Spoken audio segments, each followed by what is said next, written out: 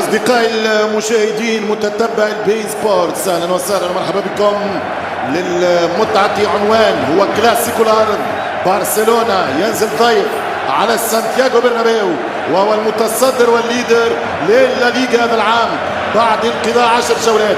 كارلو أنشيلوتي ضد هانس ديتر فليك في أسبوع أوروبي ميدويك كان أكثر من رائع، كان مميز وساحر بريمونتادا المدريد، والريمونتادا هي تعرف على أنها الابنة البكر للميرينجي ريال مدريد. برشلونة أيضا قلت برشلونة يتألق وينتصر في ماتش كلاسيكي.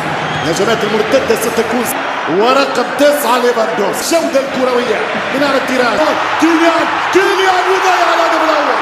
مش ممكن بقطع النظر على الأوفسايد، بقطع النظر على أنه تسلل.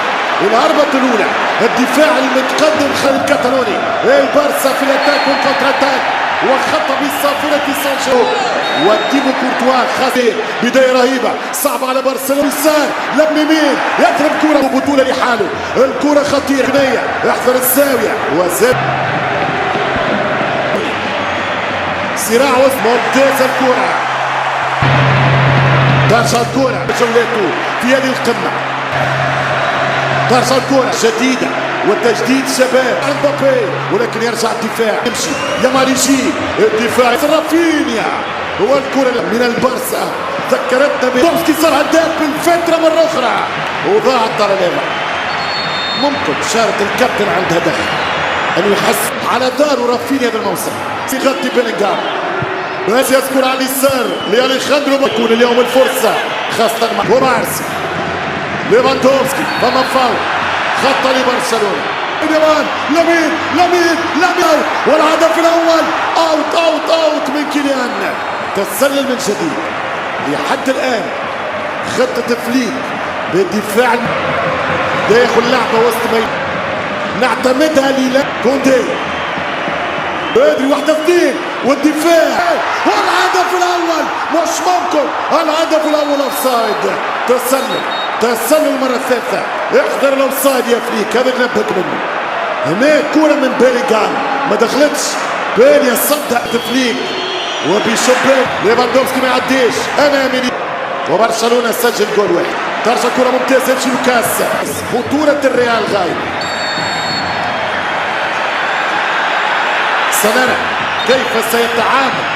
18 دقيقة الكرة، يمشي الكرة أليخاندرو باجي بخدمة كاما.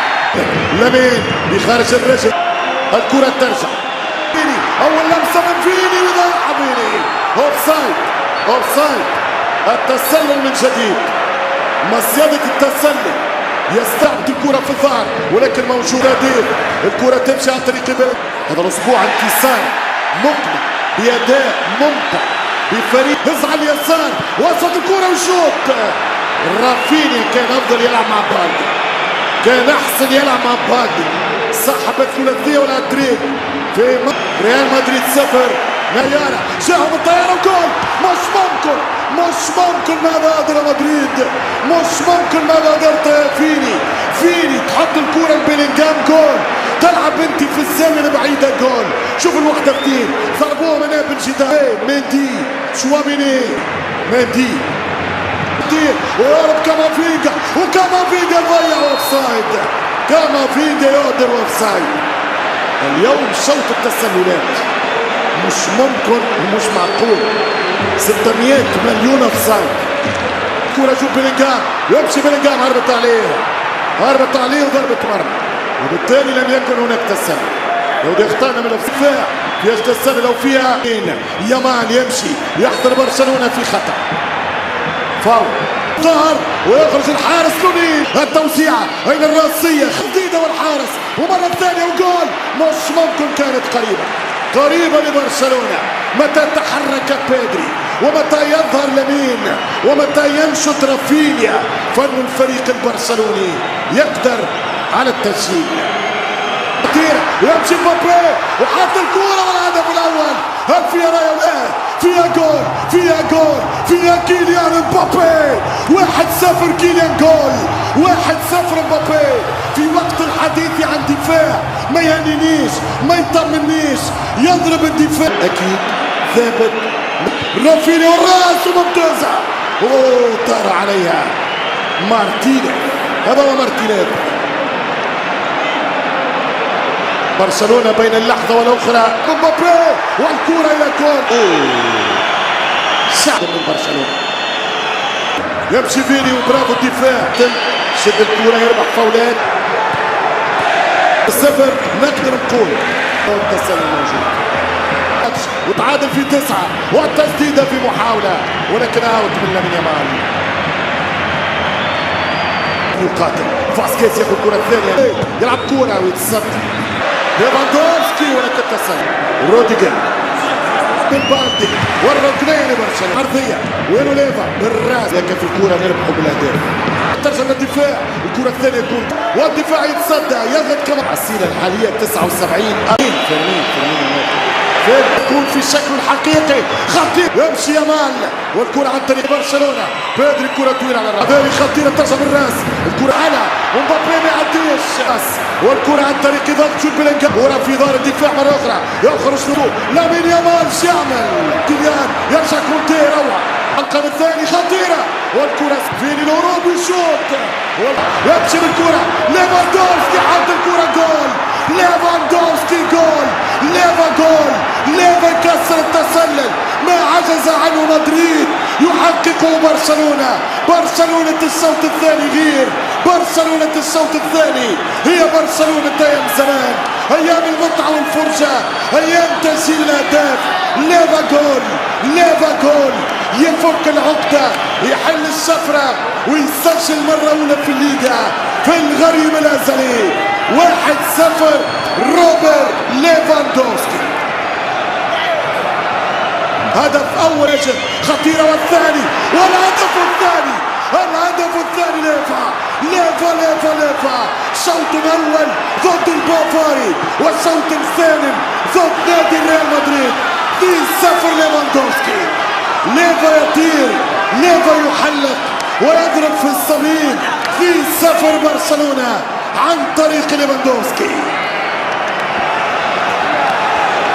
الريال بدون دفاع الريال بدون مدافعين وليفاندوفسكي سجل 2 عامل التاريخ أنبع من الرواق ويمشي إلى ركنية عشاق المستديرة يمشي بالكرة حلوة من كامافينجا مشاش على الكرة فمشروع التسلل يمشي كرة بالراس ترجع لدور بابي شوت والحارس موجود بيني ممكن أقول وأزف مش تكون خسر لما يزفر الحكم يلعب كرة فالفيردي حتى الكرة قوي تكون لا فوريا الروح لحد الآن لا ممكن يعمل كيليان مبابي ضيع كرة وخطيرة وبعيدة مش ممكن اوفسايد او كيليان التي تفصل الريال يعطي باس حلوة برشا والحارس الكيس والثالث الآن والليفا يضيع الثالث سيندم برشلونة بابي حط الكرة هل في اوفسايد ام جول تسلل هذا كيليان رجول تمشي كرة خطيرة عرضية الثالث خطيرة وبيلينغهام والكرة ضاعت من جود بيلينغهام ماذا درت يا الانجليزي فرصة كمان وكيليان ريفايسي كأنه عودة الروح عودة التيكي منكم برا ما فماش فاول على دخولك يا ابراهيم الهدف الثالث على دخولك يا ابراهيم الهدف الثالث عالمي يا لمين عالمي يا يامال اسطوري يا يامال الميسي الصغير يسجل 3-0 في مرمى الونين انتصار عالمي وبرشلونة من جديد عاد لكم البلاو عاد لكم الكرانة هدف ولا أروع الرقصة والثالث في المرمى هذا يامال هذا الأمين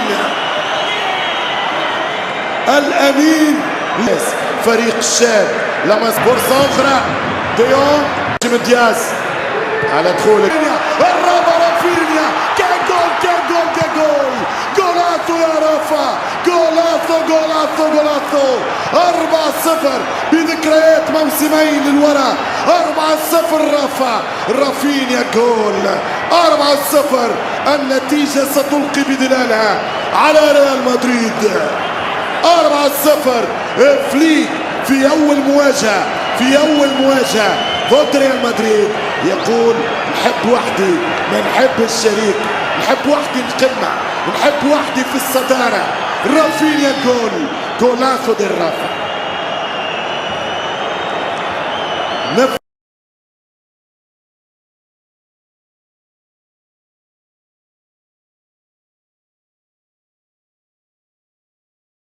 طبعا موسم البطاطا، والبطاطا كتيرة جدا في السوق وسعرها رخيص جدا. جبت 3 كيلو من البطاطا، غسلتهم كويس جدا من الطينة بتاعتهم وقشرتهم، وبعدين قطعتهم لحلقات بالشكل ده.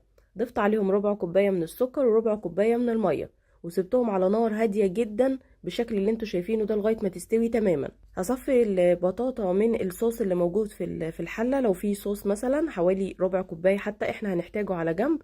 هنجيب كمان معلقتين 3 كبار من القشطة، بيديها طعم حلو قوي، ومعلقة من الفانيليا، وهنهرسها ونفردها بالشكل ده.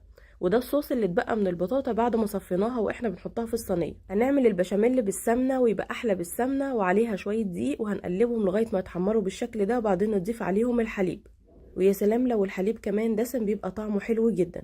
هنضيف الحليب بالتدريج مع التقليب المستمر علشان يبقى قوامها ممتاز. وهنضيف شويه صوص البطاطا اللي اتبقوا من البطاطا بعد ما صفيناها.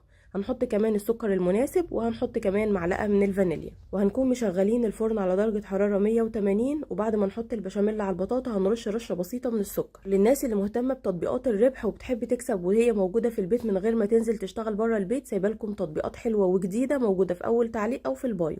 طبعا في ناس كتير قوي متابعه معايا تطبيقات الربح دي بتستفيد منها، فسايبالكم تطبيق جديد، وطبعا انا مجرباه ومتاكده ان هو امان 100%. ادخلوا جربوه.